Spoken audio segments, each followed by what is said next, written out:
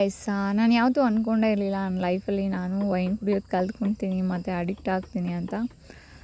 ನೀವೆಲ್ಲ ತುಂಬ ದಿನ ಕೇಳ್ತಾ ಇದ್ರಿ ನಾನು ಹೇಗೆ ವೈನ್ ಮಾಡೋದು ಕಲ್ತ್ಕೊಂಡೆ ಅಂತೇಳ್ಬಿಟ್ಟು. ಸೊ ಅದಕ್ಕೆ ನಾನು ಇವತ್ತು ಅದನ್ನು ಹೇಳ್ತಾ ಇದ್ದೀನಿ. ಬ್ಯಾಕ್ ಇನ್ 2013 ಅಥವಾ 14 ನಾನು ತುಂಬ ದೊಡ್ಡವ್ರ ಜೊತೆ ಎಲ್ಲ ಹೊರಗೆ ಹೋಗಿದ್ದೆ. ಸೊ ಅವಾಗ ಔಟ್ ಆಫ್ ಕ್ಯೂರಿಯಾಸಿಟಿ ಒಂದು ಸ್ವಲ್ಪ ವೈನನ್ನು ಟ್ರೈ ಮಾಡಿದಷ್ಟೇ. ಅದೇನೂ ಗೊತ್ತಿಲ್ಲ ಗೈಸ, ನನಗೆ ಇಮ್ಮಿಡಿಯೇಟ್ಲಿ ವೈನ್ ಇಷ್ಟ ಆಗ್ಬಿಡ್ತು. ಅದು ಫ್ಲೇವರ್ ಇರ್ಬೋದು, ಅರೋಮಾ ಇರ್ಬೋದು, ಮತ್ತು ಅದು ವೈನ್ ಹೆಂಗಾಗುತ್ತೆ.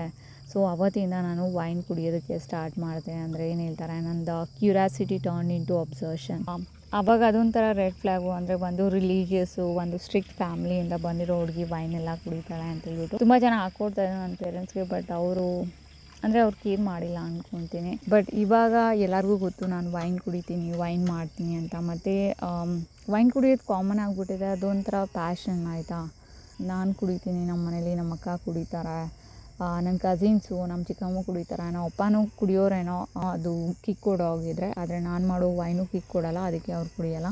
ಮತ್ತು ಹೇಗೆ ವೈನ್ ಮಾಡೋದು ಕಲ್ತ್ಕೊಂಡೆ ಅಂದರೆ, ಕುಡಿಯೋದು ಕಲ್ತ್ಕೊಂಡಿದ್ನಲ್ವ. ಸೊ ಹಾಗೆ ಅಂದರೆ ಅದ್ರ ಬಗ್ಗೆ ತುಂಬ ರಿಸರ್ಚ್ ಎಲ್ಲ ಮಾಡಿದ್ಮೇಲೆ I fell in love with old process. ಅಂದರೆ ಅದು ಫ್ರೂಟ್ ಜ್ಯೂಸಿಂದ ವೈನ್ ಹೆಂಗಾಗುತ್ತೆ, ಅದು ಫರ್ಮೆಂಟೇಷನ್ ಇರ್ಬೋದು, ಸೆಕೆಂಡರಿ ಫರ್ಮೆಂಟೇಷನ್ ಇರ್ಬೋದು, ಎಲ್ಲನೂ ನನಗೆ ತುಂಬ ಇಂಟ್ರೆಸ್ಟಿಂಗ್ ಅನ್ನಿಸ್ತು.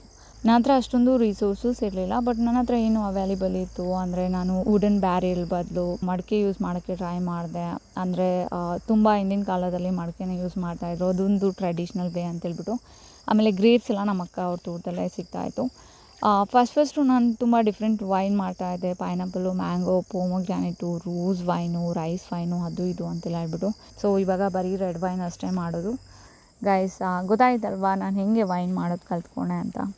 ಇದು ನನ್ನ ವೈನ್ ಜರ್ನಿ ಆಗಿತ್ತು.